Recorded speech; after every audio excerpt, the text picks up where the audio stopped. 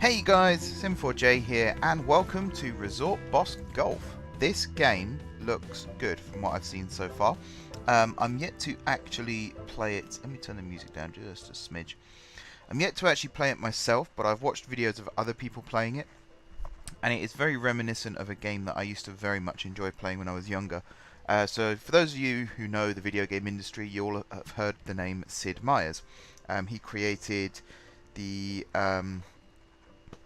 original Railroad Tycoon, I forgot the name of the game then, which then went on to also inspire games like Sid Meier's Railroads, which was kind of the spiritual successor to Railroad Tycoon, because he left the project, I think, after the second Railroad Tycoon game, maybe even after the first. And so he started a new franchise of Sid Meier's Railroads, which wasn't as good as Railroad Tycoon, let's say, but it was okay. It was all right. But he's also known for Sid Meier's Pirates, Civilization, of course, and the game that I used to play, which this game reminds me of here, is Sid Meier's Sim Golf. And in that game, you built your own golf resort, basically from the ground up. You designed the layout of each hole, you built the clubhouse, caddy shack, hotel, restaurant, theme park, helipad. I don't know where those two came from, but they were in the game. And you also had the thing where you could build homes of celebrities, or just homes in general that people could buy, and it would boost your course rating. And on top of that, you can actually play the courses that you built. So it's a very fun game that I used to enjoy playing a lot. And I actually very recently had a look to see if I could still play that game on my current PCs, and the answer was probably not, because as far as I'm aware, Sim Golf isn't available on Steam. And I had a quick look online to see if I could buy another version of the game, because I did have an old disc somewhere, but I lost it, so I've no idea where that went. But then I found out about this game, and this game kind of scratches the same itch in many ways. So I'm going to give this a go for a few episodes and see how it gets on. I'm really excited to play it. I think it's going to be a really fun, reminiscent trip for me. So at the bottom here we've got three options: tutorial, load game, and options.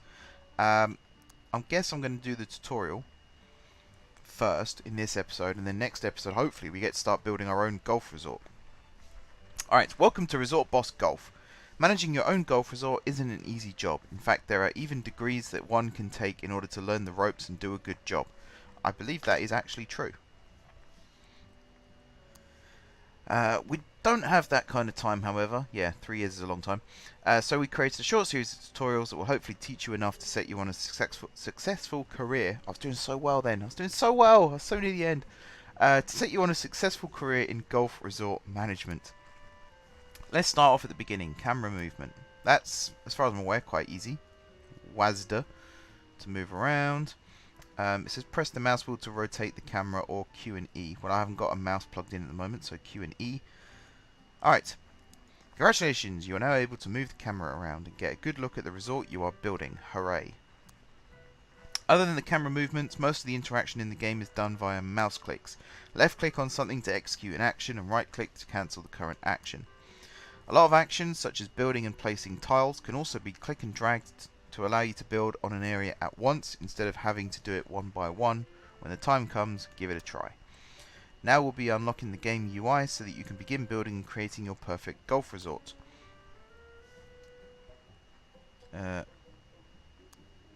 Okay. Click on the tutorial on the left to begin. Let's do starting off then. In Resort Boss Golf, every golf resort begins with a parking lot, and then you build a clubhouse. Car park. Parking lot. Car park. This tutorial will teach you the basics of constructing buildings for your golf course. Not every golf course has a clubhouse, by the way. I've played on some in the UK that do not have golf courses. Do not have clubhouses. They do have golf courses, otherwise it would be very difficult to play golf. So yeah, we'll build the clubhouse. Ah yes, so this is new for me, because in Sim Golf you just place down a pre-built building, whereas here, that's an interesting sprite there. Alright, the blue add button allows you to add building tiles. The yellow remove button allows you to remove building tiles. All buildings require a door to be approved. So I think I am going to build on this side of things. So I'm going to go add stone foundation.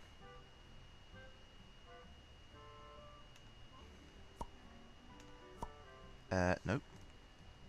How do I undo? Remove. No. I want to remove that piece. Okay. Okay. Did not want to do that.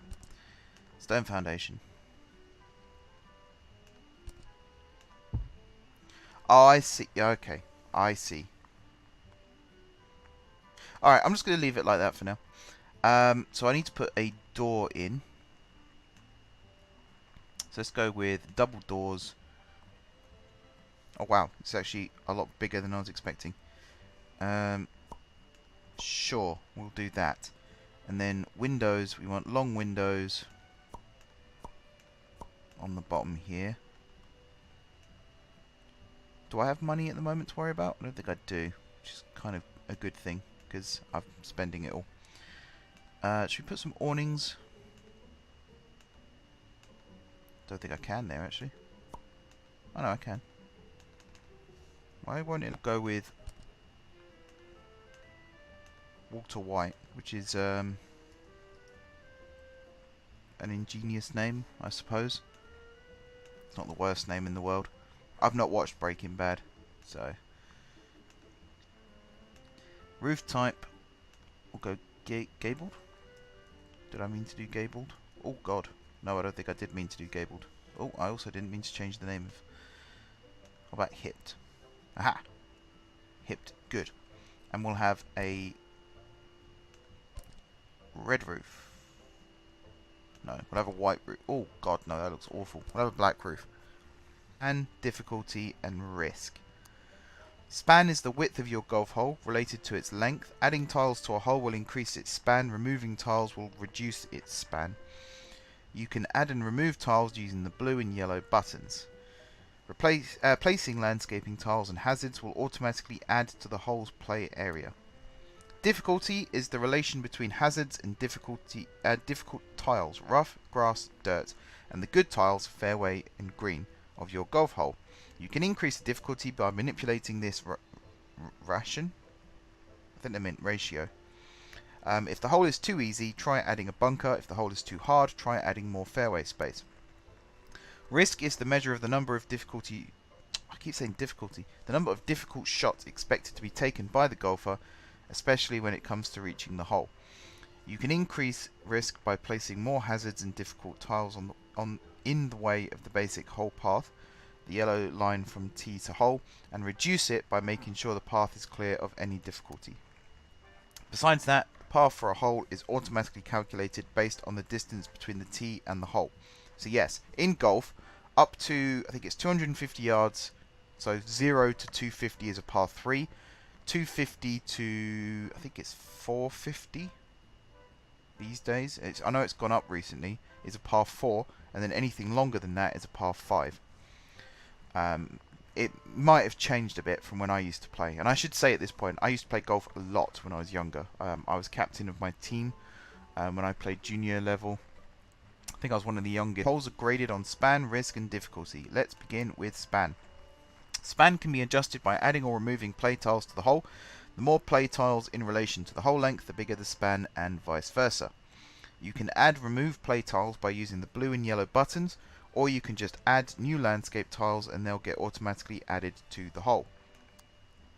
Now it's important to know the different types of tiles for your landscape. At the most basic level you have the fairway and the green. Traditionally the green is placed in and around the hole. It's the smoothest type of grass you can find. I did watch a video recently where someone got the fairways and the greens the wrong way around. I was more annoyed than perhaps I should have been. The fairway is used extensively on the path towards the hole. Only if you're good at golf is that the case. Normally, like me these days, the rough is my path between the tee and the hole. It's smoother than the rough and way smoother than the grass. By using a combination of those tiles, you'll also affect the difficulty and the risk of the hole. But first, let's try to improve the span. Lay some landscape tiles around to change the span. So first and foremost, green. Although already I kind of want to move the hole slightly. I want to put the hole more here, and I want to make that dirt. The fairway, I'm going to have a little bit here and a little bit here. So was it place fairway tiles, place green tiles, increase the span to above 5. So span currently is 0.92. So if I do this,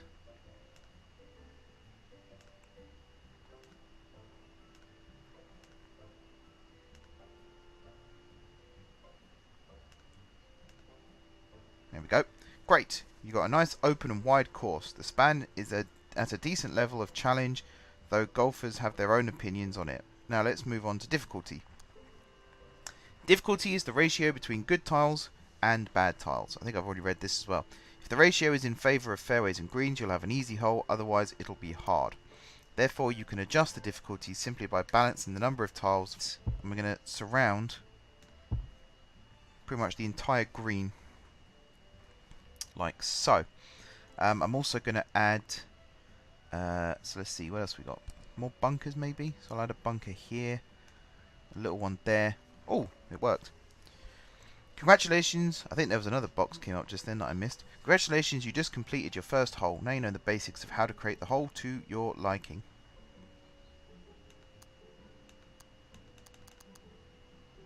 Okay.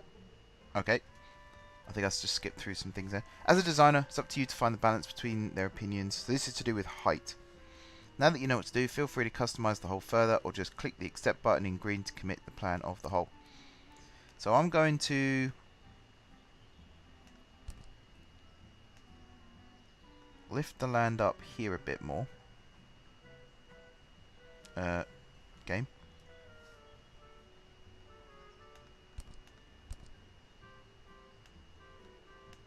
Have I just broken it? I'm just going to click the tick. You successfully completed the mission. So, intro to landscaping. Golf courses are a place for relaxing after missing that easy putt with 2 tees or slicing it into the bunker. As such, a healthy dose of landscaping is necessary if you want the golfers to feel right at home and at peace. So yes, now we're going to do some trees. Click the decoration button, place trees around the course, approve the design once you are ready. So I'm going to go with some nice palm trees along the side here, because did I say palm trees? I meant pine trees. Pine trees are very difficult to hit golf balls through, as I can tell you from primary experience. I'm also going to place some oak trees in some of the gaps here as well.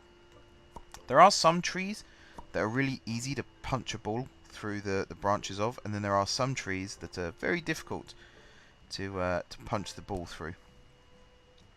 So birch trees, for example, you can hit under a birch tree, no problem. Look at the size of them. But pine and oak, a lot more difficult. Willow trees are very difficult, because you always end up hitting them and falling into the water. Wait for the golfer to get in position. Which one's the golfer? Aha, okay, that's the golfer. The game of golf is one of patience, a lot of patience. The goal is to get the ball from the tee and into the hole. Oh, I know the rules of golf. Don't need to tell me that. Each hole has a par number. Yep. Do it in the exact number and you get a par. Going below that number and you get birdie, -1. Eagle -2. Albatross -3. And then I bet this one says, yeah, bogey, double bogey, triple bogey. And then it goes +4, +5, +6. So on and so forth. Usually in golf, you start off with the driver. It's the club with the longest available range, used to get you from the tee to as close as possible to the hole. So select the D for driver in the play panel and give it a try.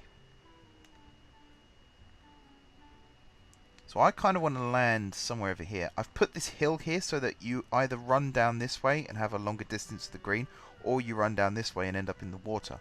But if you come over here, not bad. Distance is not as far as I thought it was going to be, though. That's something to bear in mind.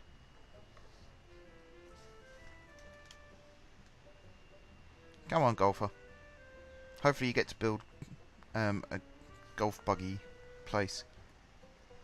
That wasn't a bad shot. With practice, you'll get better.